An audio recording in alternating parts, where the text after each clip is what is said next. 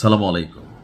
পবিত্র কোরআনে একটা কথা আছে, তোমরা যখন দুইজন বসে পরিকল্পনা করো সেখানে আরেকজন উপস্থিত থাকে, মানে অদৃশ্য শক্তি, যিনি হচ্ছেন স্বয়ং আল্লাহ রাব্বুল আলামিন। অর্থাৎ তিনি পৃথিবীর সব কিছুই শোনেন। যখন দুইজন বৈশা কোনো ভালো আলোচনা, খারাপ আলোচনা, কোনো ষড়যন্ত্র, পজিটিভ নেগেটিভ যাই করেন, এটার একটা মানে কি বলা হয় যে তথ্য উপাত্ত, এটা মাওলাপাক নিজ কানে শোনেন। তো মাঝে মাঝে তিনি বান্দাদেরকে সতর্ক করে দেন। কেন এই কথাটা বললাম? যে পবিত্র কোরআন আছে কি, মহাপরিকল্পনাকারী কে? আল্লাহ রাব্বুল আলামিন।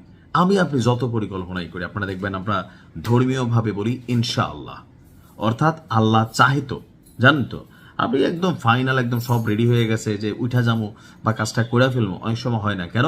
কারণ আপনি এখানে আল্লাহর ইচ্ছাকে প্রাধান্য দেননি। তো যাই হোক, আমি কেন এতগুলা কথা বললাম? মার্কিন যুক্তরাষ্ট্র ইরানে সরকার পতনের জন্য পুরা নীল নকশা রেডি ছিল, একদম বড়াই ফেলবে, বাটাম দিবে, এসে সবকিছু করবে।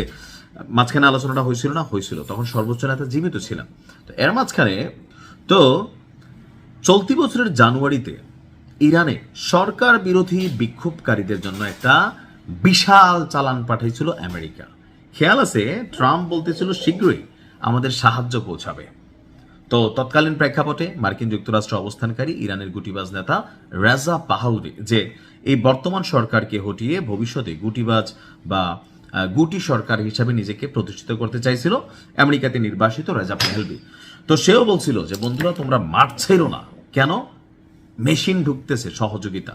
তা আমরা দেখলাম সাগরে একটা আরব সাগরে আপনার ওই যে ভারত মহাসাগর থেকে একটা ওয়ারশিপ যুদ্ধ জাহাজ আব্রাহাম লিঙ্কন, যেটা এই মুহূর্তে আবার আরব সাগর থেকে আমেরিকা সরাই নিতে বাধ্য হয়েছে, ওই যে বিমানবাহী রণতরী যেটা আছে, আমরা দেখলাম এইটা। কিন্তু ঘটনা ছিল অন্য কিছু। মার্কিন যুক্তরাষ্ট্রে একটা বিশাল অস্ত্রের চালান পাঠিয়েছিল ইরানে, যেটা লুট করে ফেলছে আবার কে? তাদেরই পোষ্যপুত্র আরেকটা টিম।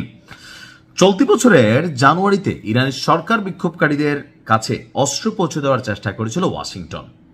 মার্কিন গণমাধ্যম ফক্স নিউজকে দেওয়া সাক্ষাৎকারে নিজে ডোনাল্ড ট্রাম্প এই চাঞ্চল্যকর তথ্য ফাঁস করেছেন। আমি তখন বলছি না, পুরোটা প্ল্যান আমেরিকার।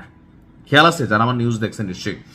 ট্রাম্প বলছে যুক্তরাষ্ট্র কুর্দিদের মাধ্যমে ইরানি বিক্ষোভকারীদের কাছে অস্ত্র পাঠানোর উদ্যোগ নিয়েছিল, এমনকি পাঠিয়েছিল। তবে অস্ত্রগুলো শেষ পর্যন্ত বিক্ষোভকারীদের হাতে পৌঁছাতে পারেনি। কেন? আমরা কুর্দিদের মাধ্যমে একটা বড়সড় চালান পাঠিয়েছিলাম, তবে তারা নিজেরাই সেই অস্ত্রকে আপনার লুট করে ফেলেছে। অর্থাৎ বিক্ষোভকারীদের সহায়তা করার জন্য পাঠানো মার্কিন অস্ত্র মাঝপথে যারা রক্ষক তারাই ভক্ষক হইয়া খায়া ফেলছে। অর্থাৎ এখানে আমি কুর্দিদেরকে একটা ধন্যবাদ দেই। কুর্দি যে গোষ্ঠীটা, এটা একটা ঐতিহাসিক গোষ্ঠী, ওটা নিয়ে একদিন আলোচনা করব। তবে তুরস্ক, ইরাক, তারপর হচ্ছে আফগানিস্তান, ইরান, এই অঞ্চলগুলো জুড়ে পাকিস্তানেও কুর্দিদের বেশ কয়েকটা জাতি উপজাতি আছে। তো এদের মধ্যে ম্যাক্সিমাম টাইমই এরা পশ্চিমাদের এজেন্ট হয়ে কাজ করে, যাদের বিরুদ্ধে রাষ্ট্র শক্তিশালী ব্যবস্থা নেওয়ার চেষ্টা করে ওই রাষ্ট্রগুলো, বা অনেকে এখান থেকে নির্বাসিত। তো ইরানে মার্কিন যুক্তরাষ্ট্র যাদেরকে মনে করছে যে এরা ইরান বিরোধী, কিন্তু এরা আসলে ইরানের পক্ষেই ছিল। কিন্তু পাবলিকলি বা ইন্টারন্যাশনালি বুঝাইছে যে আমরা এই সরকার চাই না, ভাই ফালাই দেবো সরকারটা। তো আমেরিকাতে দেখছে আরে ভালো তো এদের কাছে মেশিন পাঠালে কি হবে? এরা মেশিন নিয়ে ভিতরে পৌঁছাবে। কিন্তু যাদেরকে আমেরিকা বিশ্বাস করছে সেই কুর্দি গোষ্ঠী নিজেরাই মার্কিন যুক্তরাষ্ট্র থেকে মেশিনারিজগুলো নিয়ে রাইখা দিছে, আর এগুলা এখন মার্কিন সেনাদের বিরুদ্ধে ব্যবহার করছে।